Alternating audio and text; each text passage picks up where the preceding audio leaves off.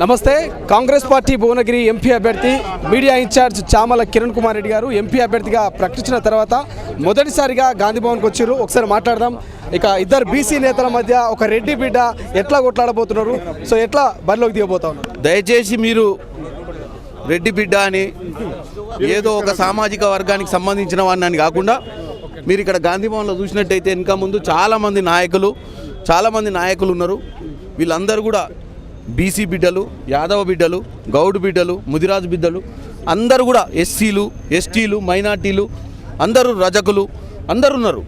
నేను అనేది ఒకటే, చామల కిరణ్ కుమార్ రెడ్డి అనే వ్యక్తి గాంధీ భవన్లో గత 3 ఏళ్ల నుంచి కష్టపడి కాంగ్రెస్ ప్రభుత్వాన్ని ప్రజల కోసము ప్రజలకు మంచి ప్రభుత్వాన్ని ఇవ్వాలన్న ఉద్దేశంతో కాంగ్రెస్లో పనిచేసి ప్రభుత్వం తెచ్చుకున్న వ్యక్తులం. ఈరోజు ఏదైనా పథకం పెడితే ఒక కులానికి పెట్టలే, పథకం పెడితే తెలంగాణ ప్రజలకు పెట్టినాం. ఇవాళ అధిష్టానం నాకు సీట్ ఇచ్చిందంటే ఒక సర్వేల ద్వారా, సర్వేలల్లో ఎంత పర్సెంటేజ్ ఆఫ్ సర్వే వచ్చిందాన్ని బట్టే నాకు టికెట్ ఇచ్చిర్రు. 7 అభ్యర్థులల్లో 6 అభ్యర్థులు గెలిచిర్రు. 6 అభ్యర్థులు కూడా ఇలా చామల కిరణ్ కుమార్ రెడ్డికి టికెట్ ఇవ్వమంటేనే ఇచ్చిర్రు. గెలిచిన వాళ్ళల్లో బీర్లైలయ్య గారు ఉన్నారు, బీసీ బిడ్డనే. కాబట్టి అందరూ నన్ను ఆదరించి నేను వస్తే మంచి వాళ్ళ పరిపాలనలో కూడా వాళ్ళకి చేదోడు వాదోడుగా ఉంటాను మా ఎమ్మెల్యేలు నమ్మి నన్ను తీసుకొచ్చారు. కాబట్టి నేను ఏ కులానికి సంబంధించిన వాడిని కాదు, మీ ఛానల్ ద్వారా చెప్తున్నా. నేను ప్రతి భువనగిరి నియోజకవర్గానికి సంబంధించిన ప్రజలకు ఒక తమ్మునిగా, ఒక అన్నగా, ఒక బిడ్డగా వాళ్ళ కష్ట సుఖాలలో పాలు పంచుకోవడానికి రాజకీయాలలో క్రియాశీలకంగా నాకు మొట్టమొదటిసారిగా అవకాశం వచ్చింది పార్లమెంటు. నాకు ఈ అవకాశాన్ని సద్వినియోగపరచుకుని వాళ్ళ ఆశీర్వాదంతో గెలిచి మళ్ళీ వాళ్ళకే తెలంగాణ ప్రభుత్వానికి ఈరోజు 6 పథకాలే కాకుండా ఎన్నో సంక్షేమ పథకాలు తీసుకురావాల్సిన పరిస్థితి ఉంది. ఢిల్లీకి వెళ్ళి గలాన్ని విప్పి తెలంగాణకి రావాల్సిన నిధుల్ని తీసుకురావడమే నా లక్ష్యం. సో నేను భువనగిరి ప్రజలకు, నా అక్క చెల్లెళ్లకు, అన్నతమ్ములకు, అమ్మనాయనలు అందరికీ కూడా చెప్తున్నా, మీరు నన్ను ఆదరించండి, నన్ను ఒక సామాజిక వర్గం కింద చూడకండి. కానీ ప్రధానంగా టికెట్ విషయంలో చాలామంది మీ నాయకులు పోటీ పడ్డారు. ఎటకేలకు చామల కిరణ్ కుమార్కు టికెట్ దక్కింది. సో అక్కడ బూర నరసయ్య గౌడ్ కూడా గతంలో పనిచేసినటువంటి వ్యక్తి ఇప్పుడు ఇప్పటికే దాదాపు ఒక 1 మంత్ నుంచి కూడా ఆయన ప్రచారం మొదలుపెట్టాడు. మీరేమైనా ఆలస్యంగా బరిలోకి దిగారు అనుకుంటున్నారా? నేను ఎవరికైనా ఒకటే చెప్తున్నా, డెవలప్మెంట్ అనే నినాదం మీద ఓట్లు అడగాలి, కులం అనే నినాదం మీద ఓట్లు అడగద్దు. కులం అనే నినాదం మీద ప్రజలను ప్రలోభాలకు, ప్రజలను సెంటిమెంట్లకు తీసుకుపోయి అడగడం వల్ల ప్రజలు నష్టపోతారు. వాళ్ళు దానివల్ల ఆయనకు అని కాదు, ఎవరైనా బూర నరసయ్య గౌడ్ గారి గురించి అంటలేదు నేను, ఎవరి రాజకీయాలలోనే ఈ యొక్క వైఖరి రాంగ్. డెఫినెట్గా పార్టీ బీసీలకు ఇచ్చే కాడ బీసీలకు ఇస్తుంది, రెడ్లకు ఇచ్చే కాడ రెడ్లకు ఇస్తుర్రు, మైనార్టీలకు ఇచ్చే కాడ మైనార్టీలకు ఇస్తుంది, కమ్మలకు ఇచ్చే కాడ కమ్మలకు ఇస్తుర్రు. నేను అనేది ఏంటంటే మన ముందున్న ముఖ్యమైన అంశం తెలంగాణ ప్రజలకు కానీ భువనగిరి బిడ్డలకు కానీ మన ముందున్న అంశం మన భవిష్యత్ గురించి ఆలోచించి ఓటేయాలి. డబుల్ ఇంజన్ సర్కార్ అని చెప్తున్న బీజేపీ పార్టీ బూర నరసయ్య గౌడ్ గారు గతంలో 2014లో ఎంపీగా గెలిచిర్రు. 14 నుంచి 19 దాకా బూర నరసయ్య గారు ఎంత డెవలప్మెంట్ చేసిర్రో ఒకసారి వాళ్ళు ఆలోచించాలి. ఎంతమంది ప్రజలకు ఈరోజు ఆయన వాళ్ళ కులం నాయకులకైనా బీసీలకైనా ఎంత సమయం ఇచ్చిండు, వాళ్ళందరికీ ఎంత న్యాయం చేసిండు అనేది ఆయన అర్థం చేసుకోవాలి. చామల కిరణ్ కుమార్ రెడ్డి అనే వ్యక్తి ఈసారి అవకాశం వస్తే కానీ నేను సేవ చేసుకునే పరిస్థితిలో లేను.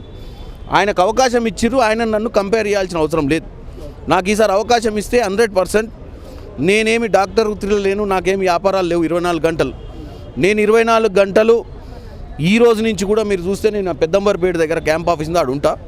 రేపు ఓట్లు వేసిన తర్వాత అదే ఎమ్మెల్యేలతో కలిసి వాళ్ళ సమస్యలను రేవంత్ రెడ్డి గారు ముఖ్యమంత్రిగా ఉన్నారు, ఒక ఆలోచనతోటి 100 రోజుల పరిపాలన అందించారు. ఆయనకు చేదోడు వాదోడు ఉండి మా భువనగిరి ప్రజలకు న్యాయం చేయడానికే నాకు ఒక ముఖ్యమంత్రి అండ ఉంది, రాష్ట్ర ప్రభుత్వాన్ని తీసుకొచ్చిన ప్రజల అండ ఉంది. కాబట్టి భువనగిరి ప్రజలకు ఒకటే చెప్తున్నా, మనం బాగుపడాలి, మనకు మంచి జరగాలంటే ఒక మంచి పరిపాలన అందియాలి.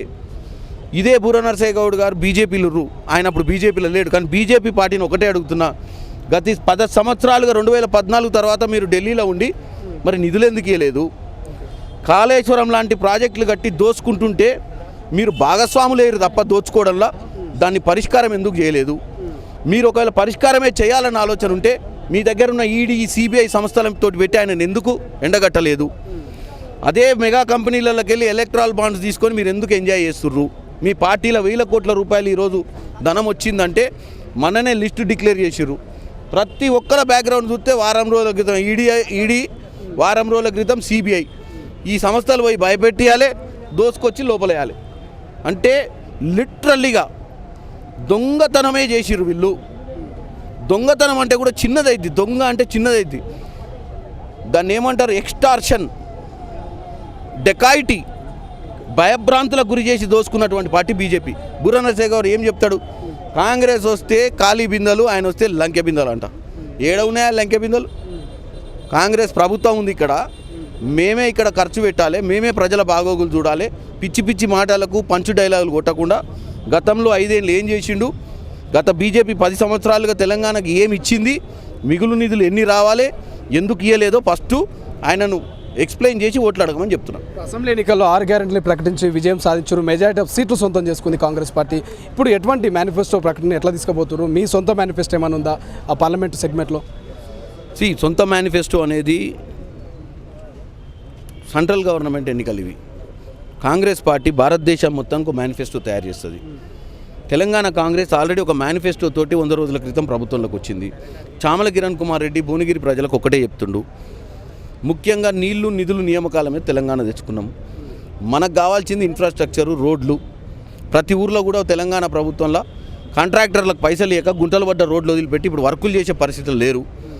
గతంలో రైతులు సూసైడ్ చేసుకొని చచ్చిపోగా చూసినాం. గ్రామ పంచాయతీల సర్పంచులు బిల్లులు రాక సూసైడ్ చేసుకొని చచ్చిపోయే పరిస్థితి కనపడ్డది అన్న.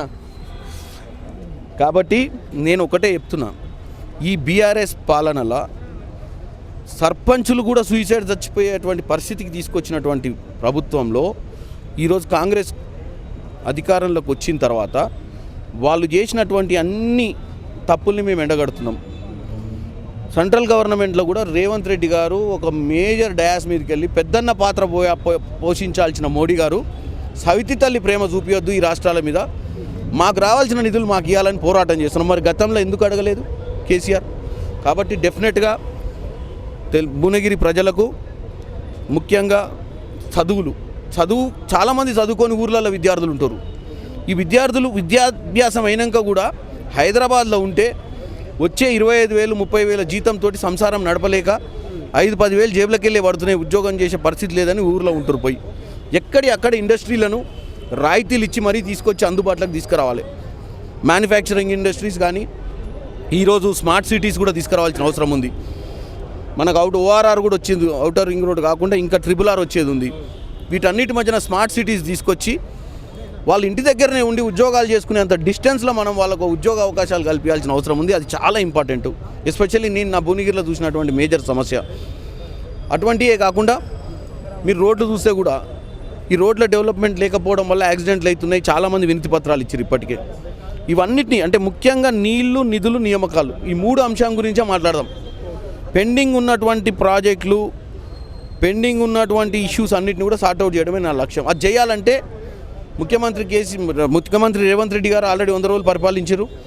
ఇవాళ అన్ని పథకాలను ఆచరణలోకి తీసుకొచ్చి ప్రజలకు అందుబాటులోకి తీసుకురావాలనుకుంటారు. పెన్షన్లు కానీ, ఎలక్ట్రిసిటీ కానీ, 500 సిలిండర్ కానీ, ఫ్రీ బస్ కానీ, మన ఏమంటారు రేపు రైతులకు ఇవ్వాల్సినటువంటి రైతు బంధు కానీ, 5 లక్షల రూపాయలు గృహాలకు ఇవ్వాల్సిన, ఇవన్నీ కూడా ఇంప్లిమెంట్ చేయాల్సిన పరిస్థితి ఉంది. కాబట్టి 100% సెంట్రల్ గవర్నమెంట్ తోటి పార్లమెంట్లో పోయి తెలంగాణ కోసమే కాకుండా భువనగిరికి కోసమే కాకుండా తెలంగాణ ప్రజల కోసం గలం ఇప్పి పోరాటం చేసి మోడీ గారి దగ్గర కానీ రేపు సెంట్రల్ గవర్నమెంట్లో ఇండియా కూటమి కూడా అధికారంలోకి వచ్చే అవకాశం కూడా ఉంది. లేదని కాదు, ఆయన చెప్పినంత గొప్పగా ఆయన చూపించే బొమ్మ ఆడేం లేదు.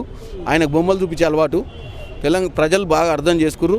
మొన్నటి దొర కూడా అట్లనే బొమ్మలు చూపిస్తే దొరను తరిమి కొడితే దొర పార్టీ మొత్తం భూస్థాపితం అయిపోయింది. అలా మీరేమో భూస్థాపితం అంటున్నారు, కానీ పార్లమెంట్ ఎన్నికల తర్వాత బీజేపీలో చేరే మొట్టమొదటి వ్యక్తి ముఖ్యమంత్రి రేవంత్ రెడ్డి గారు అంటే ఏమో బీఆర్ఎస్ నాయకులు అంటున్నారు. ఎట్లా చూడవచ్చు? ఇప్పుడు నోటికి ఏది వస్తే అది మాట్లాడవచ్చు. ఫస్ట్ వాళ్ళ దాంట్లోకి వెళ్ళి బయటికి ఎవరిని పోకుండా చూసుకోకుండా పక్కన వాళ్ళ గురించి ఎందుకే? అసలు నీ పార్టీలోకి వెళ్ళి ఎందుకు బయటికి పోతురో ఒకసారి మన సకదనం ఏందో చూసుకుంటే అర్థమైద్ది. మనం నాయకులకే ఆత్మగౌరవం లేకుండా చేసినావు నీ పార్టీలో. ఇవాళ గేట్ తెరిస్తే నీళ్ళు ఎట్టబోతాయో ప్రాజెక్టులకి వెళ్ళి అట్ట పోతురు. పార్టీలకు వెళ్ళి ఊర్లలో ZPTCలు, సర్పంచులు, MPTCలు తండోపతండాలుగా వస్తామంటారు పార్టీలకు.